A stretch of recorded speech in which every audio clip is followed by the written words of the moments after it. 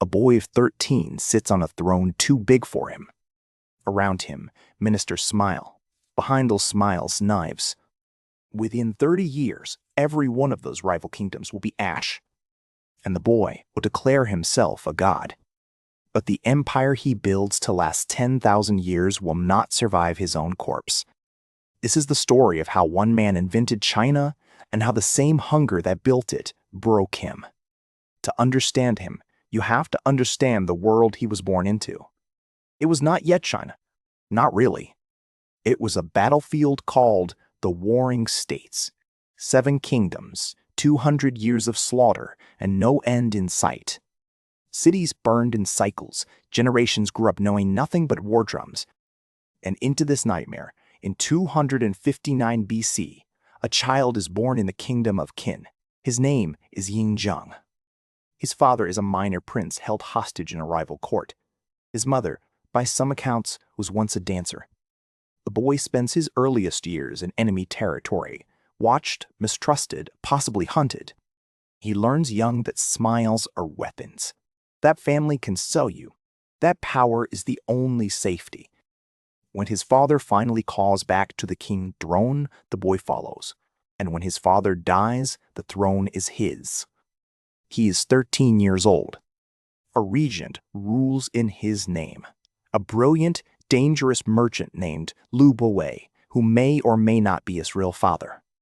The court is a snake pit. His mother takes a lover. That lover plots a coup against the boy king. At 22, Ying strikes. The coup is crushed. The conspirators are executed. His mother is locked away.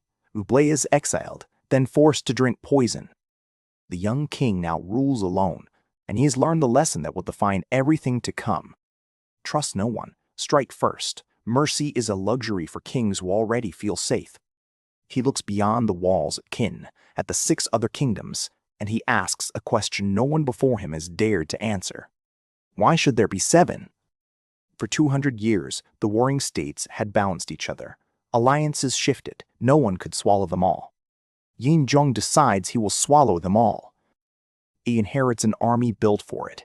Qin had spent generations reforming itself. Harsh laws, ruthless meritocracy, soldiers promoted by the heads they brought home. He inherits ministers who think in maps. He inherits a war machine of crossbows, cavalry, and iron discipline.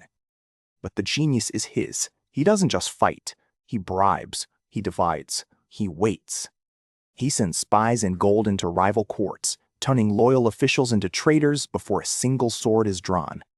The kingdom of Han falls first in 230 BC, then Zhao, then Wei. Chu, the great southern giant, resists for years. Qin throws 600,000 men at it. Shu breaks. Yang tries assassination, sends a dagger hidden in a map. The blade misses Ying by inches. Yan burns for it. By 221 BC, every rival is gone. 7 kingdoms have become one. And one man stands above all of it. He decides the title king is no longer enough. Kings are common. He is something new. He combines 2 ancient words for divine rulers and creates a title that has never existed before. Huangdi, emperor. He calls himself Qin Shi Huang, the first emperor. And he announces that his dynasty will last 10,000 generations. Then he begins to build. He standardizes the written language, so a scholar in the south can read an order from the north. He standardizes coins, weights, and measures. A bushel of grain means the same thing in every village. He standardizes the width of cart axles, so wheels carve matching ruts in every road in the empire. He builds those roads, thousands of miles of them, radiating from the capital like spokes. He builds canals that still carry water today. He moves rivers. He breaks the old aristocracy. Noble families who ruled for centuries are dragged to the capital where he can watch them. He divides the empire into commanderies and counties, ruled by officials he appoints, who answer only to him. In a single lifetime, he invents the model of centralized bureaucracy that China will use for the next 2,000 years. And along the northern frontier, where horse nomads have raided for centuries, he begins something insane.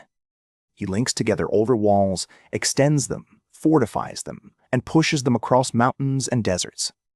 the first Great Wall, built by hundreds of thousands of conscripts, soldiers, and prisoners. Many never come home.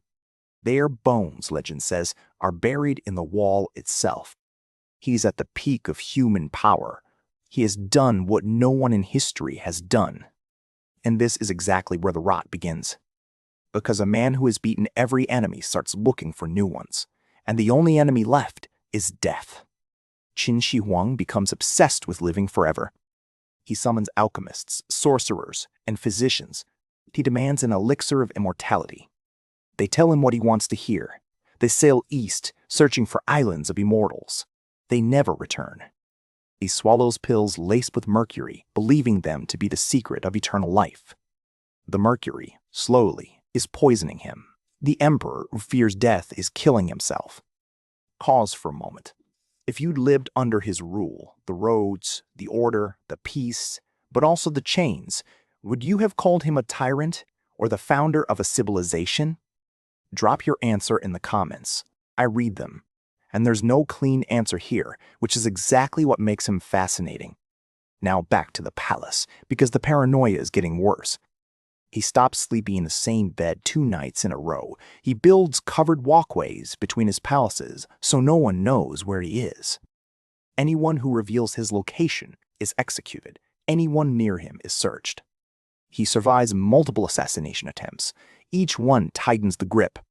Scholars who criticize him are dangerous, so he silences them. By some accounts, hundreds of scholars are buried alive.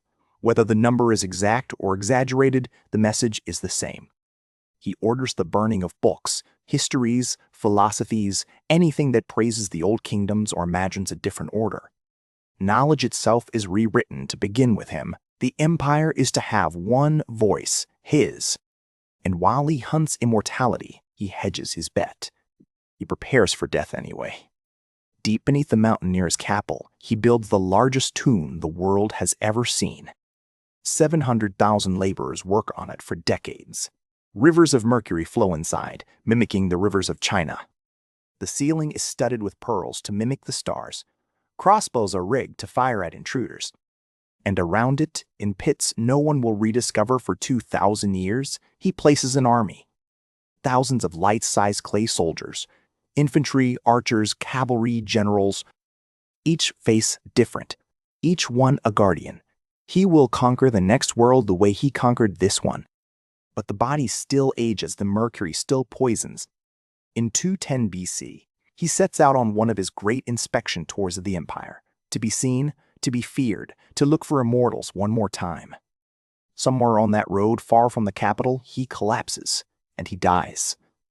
The most powerful man on earth, dead in a wagon, surrounded by men who immediately begin to lie. His chief eunuch and a senior minister hide the death. The summer heat begins to work on the body. They load carts of rotting fish around the imperial carriage to mask the smell. The emperor of all under heaven returns to his capital as a stinking corpse escorted by fish. In secret, they forge a letter. The crown prince, the capable elder son, is ordered to commit suicide. He obeys. A weaker son, easier to control, is placed on the throne. The conspirators think they have won an empire. They have inherited a fuse. The new emperor is cruel, without competence. The conspirators turn on each other. Taxes climb. Forced labor on the wall, the roads, the tomb. It never stops. A small group of peasant conscripts, late to their post and facing execution by Qin's own merciless laws, decide they would rather rebel than die. That tiny spark catches.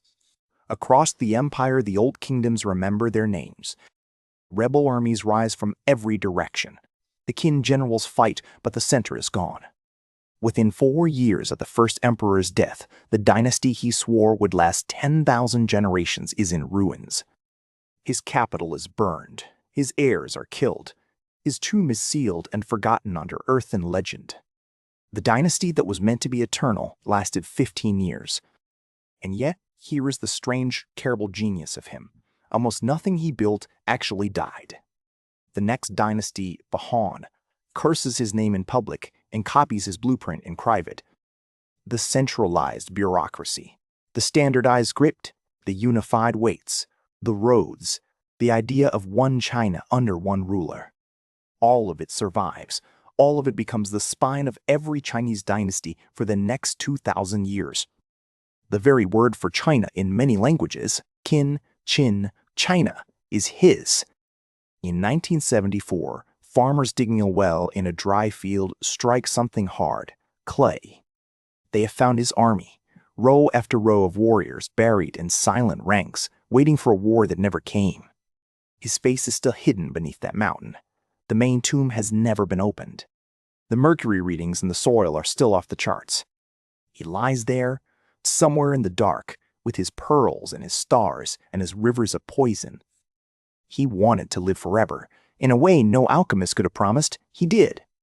Not in his body, in the shape of a country, in the idea that 1,000 cultures could be welded into one. He was not destroyed by his enemies. He had no enemies left. He was destroyed by the same hunger that built the empire, the refusal to accept any limit, even death. If this story pulled you in, do me a quick favor and hit that like button. It genuinely helps these long-form histories reach more people. And if you want more rulers, conquerors, and the human flaws that made and unmade them, subscribe. There's a new one every week. Tell me in the comments who you want next. A Roman emperor, a step-con, a queen the history books tried to forget. I'm reading. Because the next ruler on this channel built an empire on the back of a single impossible march. And when he died, his sons tore it apart in a single generation. His name was carried by horses to the edge of the known world. And his story is waiting for you right there on the screen.